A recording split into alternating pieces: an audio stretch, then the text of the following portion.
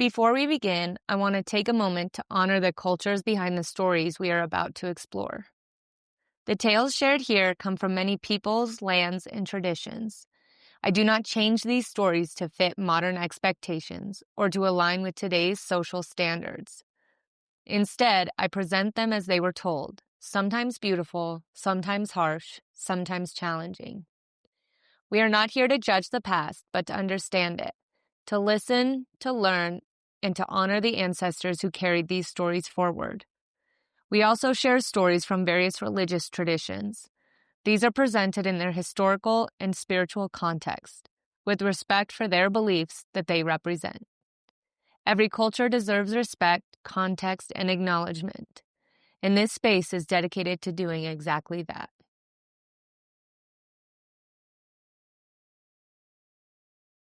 Story 1. The Moirai and the Thread of Life. When a child entered the world, the ancient Greeks imagined that life had begun not only with breath, but with a thread. In the hands of the Moirai, the goddesses of fate, the span allotted to every mortal took shape through spinning, measuring, and the final cut. There were three, Clotho, whose name meant the spinner, drew out the thread and set life into motion.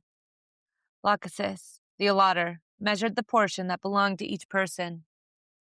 And Atropos, the unturnable, the inflexible, brought the thread to its appointed end. No prayer could make her hand release what she had chosen to cut. Moirai belonged to the oldest structures of the Greek cosmos, though poets did not always agree about their parentage. Hesiod called them daughters of Nyx, primordial night, in one passage, and elsewhere daughters of Zeus and Themis, divine order. Their power was no less formidable for the contradiction. They stood at the boundary between what might be chosen and what had already been allotted, and even Zeus was often portrayed as respecting the portion of life fate had assigned. When the Trojan hero, Sarpedon, a son of Zeus, faced death in battle, the king of gods looked down upon him in grief. Zeus considered rescuing his son, but Hera warned the other gods would demand the same privilege for their own mortal children. Sarpedon's appointed death was allotted to come, and Zeus could honor him afterward, but he did not simply erase the fate that awaited him.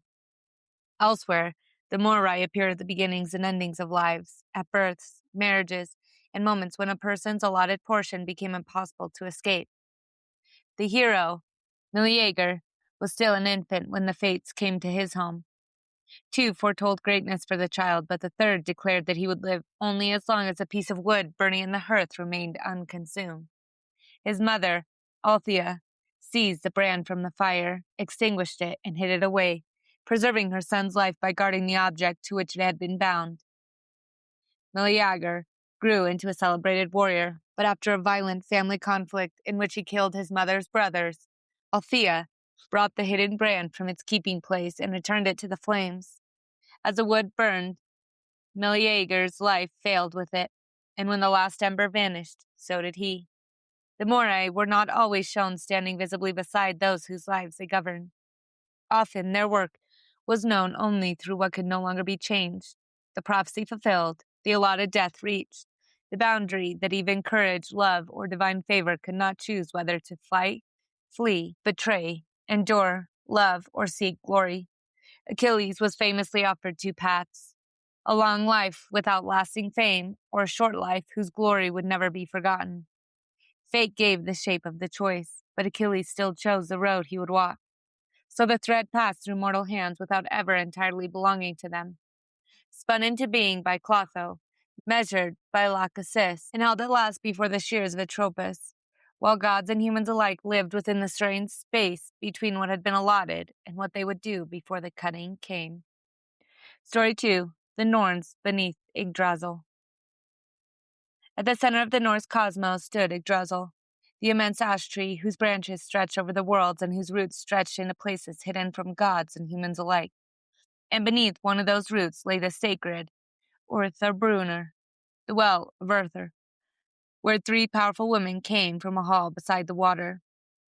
Urthar, Verthandi, and Skuld. They were the Norns, beings whose judgment shaped the lives of those who inhabited the worlds.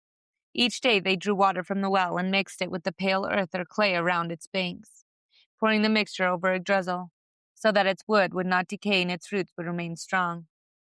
The tree itself was never free from danger. A great eagle perched high in its branches. The serpent, Nithhugger, gnawed below. Deer fed upon its leaves, and creatures moved ceaselessly through its heights and depths. Yet beneath it, the Norns continued their work, tending the structure upon which the worlds depended. They also shaped destiny.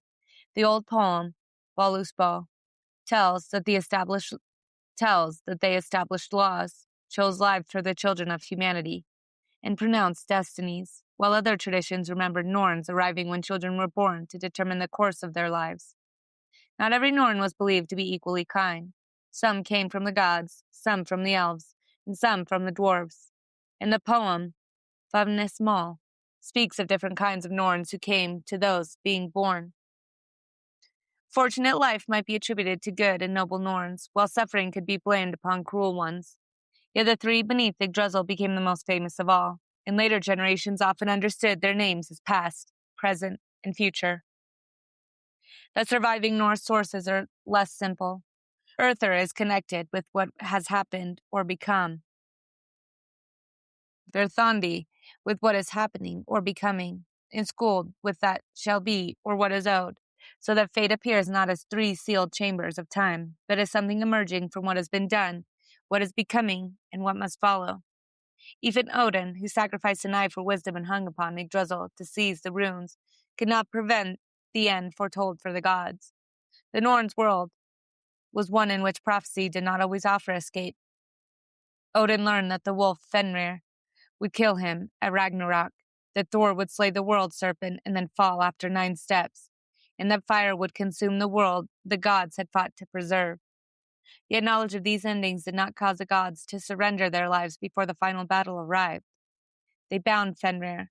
They guarded Asgard. They gathered the slain. They prepared. The future remained terrible, but action remained necessary. Beneath them all, Yggdrasil endured from one moment into the next, while the Norns watered its roots and shaped the destinies of those born beneath its branches. For in the Norse world, even the gods could know what waited ahead and still be required to meet it when it came. Story 3. Laima and the Fate of a Life. In the old songs of Latvia, when a child came into the world, the moment of birth did not belong to the household alone. Somewhere near the mother, the cradle, the bathhouse, or the threshold stood Laima, the goddess whose name was bound to fortune, happiness, destiny, and the course appointed to a human life. She did not always arrive with thunder or appear before kings in halls of gold. She moved through the ordinary places where life began. Latvia Dinas, the short traditional folk song carried for generations in memory and song, remembered Laima walking along roads, standing near gates, sitting upon hills, entering the spaces of birth and watching over the paths people would travel. When a child was born, Laima determined or pronounced a fortune that would accompany that life. Some songs imagined her alongside other female powers, particularly Mara, and the Eva Mata, the Mother of God, while others gave Laima the central place as the one who laid down the child's destiny. The life she gave was not always equal to another's. One child might be born beneath a fortunate sign and another into hardship, and the old songs did not pretend that every road was distributed alike. A person could lament a difficult Laima, a fate or fortune, and ask why Laima had granted another person an easier portion. Yet Laima was not merely the bringer of suffering. She was called upon at birth, marriage, work, travel, and the turning points through which a life moved. Because destiny in these traditions was not only the hour of death, it was the road itself, whom one married, whether work prospered, whether a household flourished, whether sorrow or good fortune waited beyond the next threshold. In many songs, Laima walked. She walked ahead of a person, beside them, or along the same road they would later follow, and the image made fate feel less like a distant decree than a path already stretching across the earth. A young woman approaching marriage might ask Laima what kind of life waited beyond her mother's home. A traveler might wonder whether good fortune walked before him. A mother might call upon Laima for the child she had just brought into the world. The goddess could also appear near the the traditional Latvia bathhouse, a place deeply associated with childbirth and bodily transition. And there the boundary between the ordinary and sacred narrowed around the arrival of new life. Some traditions speak not only of Laima, but of multiple fake goddesses. And Baltic folklore across Latvia and neighboring Lithuania preserved related figures whose roles sometimes overlapped, shifted, and multiplied. Yet Laima remained one of the most enduring. She could not be reduced to a woman sitting at a wheel and cutting a thread. Her presence lived in roads, births, songs, marriages, labor, fortune, and the mysterious, unequal portions into which people found themselves born. A person might plead with her, thank her, blame her, or wonder at the fate she had given. But once life had begun, the road still had to be traveled. And so the old songs remembered Laima not far beyond the stars, but close to the places where human beings entered the world and began the long journey toward whatever waited for them. Story 4, the Parcae and the Final Thread.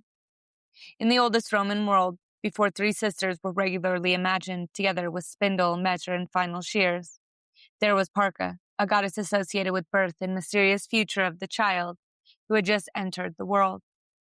Her name belonged to the dangerous threshold where a new life emerged and its course remained hidden from every human eye.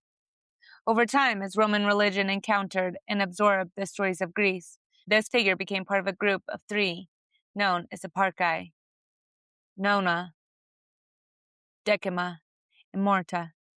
They came to be identified with the Greek Moirai, yet their Roman names carried echoes of birth, duration, and death that gave them a character of their own. Nona, whose name was connected with the ninth, and Decima, whose name was connected with the 10th, were associated in later explanations with the months of pregnancy and the coming of birth. Morta carried the darker certainty already, waiting within every beginning. Together, the Parcae governed the course no mortal could entirely command. Roman poets described them spinning the threads of human lives, and sometimes their work reached far beyond one household or one child. In Virgil's great Roman epic, the Aeneid, destiny does not belong only to an individual. It stretches across generations, kingdoms, wars, and the future of Rome itself. The Trojan hero, Aeneas, survives the destruction of Troy not because his journey will be gentle, but because a future has been appointed to his line. He will wander, lose those he loves, descend among the dead, and fight for a home he will not live to see become the empire promised through his descendants. Even Juno, queen of the gods, cannot permanently destroy the future that has been decreed, though she can delay it, wound those moving toward it, and make the road bitter. Again and again, the Roman world of the poem asks what it means to live when the end of the journey is fixed, but the suffering required to reach it is not yet known. The Parcae appear within the larger Roman understanding of fatum, that which has been spoken, the decree from which the word fate itself descends. Their threads could hold not only the span of a mortal life, but the unfolding of events whose consequences would continue long after that life was gone. Roman poets imagine them spinning inexorably, their work moving toward endings that neither prayer nor power could simply erase. At the wedding of Peleus and Thetis, a story inherited from Greek tradition and retold by Roman poets, the fates sang of a child who would be born from the marriage. Achilles, the warrior whose glory and death were already intertwined. The song celebrated the future hero, but within the promise of greatness lay the knowledge that his life would not be long. This was the terrible double face of fate. To know what would come did not mean knowing only triumph. A destiny could contain a kingdom and a grave in the same breath. So the Parcae stood at the beginning, the unfolding, and the end. Nona marked the approaching of life. Decima, its appointed course, and Morta, the boundary no living thing could cross without leaving the mortal world behind. When the final moment came, the thread was not broken by accident. Its portion had reached completion. The spindle had turned as long as it was meant to turn. The length had been drawn out across all the choices, losses, victories, journeys, and consequences of a life. And then Morta brought the work to its end. Rome could build roads across the continents, raise armies, crown emperors, and carve its laws into stone. But before the Parcae, every mortal remained what they had always been, a life moving through an allotted span, unable to see the whole pattern until the thread had already passed behind them. Daily thread for July 10th, the Fate Makers. across the temples and poetry of Greece, beneath the roots of the Norse world tree, through the old songs and birthplaces of Latvia, and within the epics of Rome. Today's stories remind us that human beings have always wondered how much of a life is chosen and how much is waiting before we ever arrive. The Greeks imagined the Moirai, with Clotho drawing forth the thread, Lachesis allotting its portion, and Atropos bringing it at last to an end, while their heroes still chose how they would live within the span they had been given. Beneath Yggdrasil, the Norse chose whether they would live within the span they had been given. Beneath Yggdrasil, the Norse remembered the Norns, shaping destinies in a cosmos where even the gods could know what waited ahead and still rise each day to meet it. In the old songs of Latvia, Laima stood close to birth, marriage, roads, and the ordinary turning points of human life, giving fate not only to kings and heroes, but to children opening their eyes in humble homes. And in Rome, the Parcae carried the thread into the world of Fatum, where one life could become part of a destiny stretching across generations, kingdoms, and histories not yet born. Though these traditions arose beneath different skies, each returned to the same mystery. If some things are given to us before we can choose them, where does destiny end and our own hand begin? We do not know. We do not choose the hour or place of our birth, the body we first inhabit. Every loss that finds us, every person whose path crosses ours, or how long the thread will remain uncut. Yet within what is given, we answer again and again through the roads we take, the promises we keep, and battles we enter, the people we love, and the meaning we make from what we can never control. As tonight's fire settles into glowing embers, consider this. What feels foretold? What part of your life has carried the strange feeling of a thread you were always going to find, a road that seemed to know your footsteps before you reached it, or a meeting, calling, loss, or dream that changed everything after it? Perhaps fate is not always a script demanding that every word be spoken exactly as written.